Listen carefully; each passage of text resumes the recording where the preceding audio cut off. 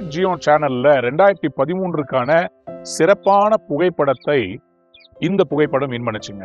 ஒரு தாய்மான் சிறுத்தைகள் அதை கடித்து கொண்டிருக்கிறது.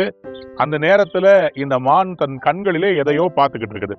அந்த புகைப்பட எடுத்த நபர் அவர் நெகிழ்ச்சியோடு கூட இந்த அவார்டை வாங்கும் போது அவர் சொன்ன காரியம் என்னன்னு சொன்னா, இந்த மானும் அதனுடைய குட்டிகளும் தண்ணீர் குடிக்கிறதுக்காக வந்திருந்துச்சான். அப்போ திடீரென்று சொல்லி அங்க பதுங்கி இருந்து பாய்ந்த சிறுத்தைகள் இதை துரத்த ஆரம்பித்த போது இந்த மான் என்ன பண்ணுச்சுன்னா, குட்டிகளை விட இந்த மானால ஃபாஸ்டா போக முடியுமா?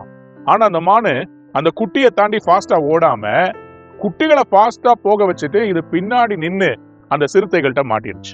இந்த மான் என்ன பண்ணுச்சுன்னா, அந்த சிறுத்தைகளுடைய அட்டென்ஷனை பிடிக்கிறதுக்கு அதே இடத்துல நின்று கொஞ்சம் உதறிக்கிட்டே இருந்துச்சு. இந்த சிறுத்தையுடைய முழு கவனமும் இந்த தாய்மான் மேல இருந்துச்சு. ஆனா இந்த தாய்மானுடைய கண்களில கவனம் எல்லாம் தன்னுடைய குட்டிகள் மேல இருந்துச்சு. பாத்தீங்களா? இந்த தாய்மானுடைய கண்ணை பாருங்க, அது எங்க பாத்துக்கிட்டு இருக்குதுன்னு சொல்லி குட்டிகள் சேஃபா போயிருச்சான்னு பாத்துக்கிட்டே இருந்துச்சுங்க. அதாவது ஒரு வீர மரணம்னு சொல்லலாம். சில நேரங்களில் நம்மளும் அப்படிதான் இல்ல, நம்முடைய வாழ்க்கையில நம்மளை யார் காப்பாற்றுவா?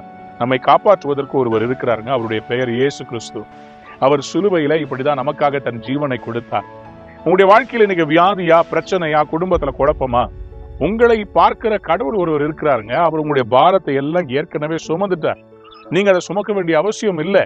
வியாதியை சுகமாக்குவாருங்க, கேன்சரை சுகமாக்குவாருங்க, எல்லாத்தையும் அவரால் மாற்ற முடியும். அந்த தாய்மான போல அவர் உங்களுக்காக பரிதபிக்கிறவராக இருக்கிறார்.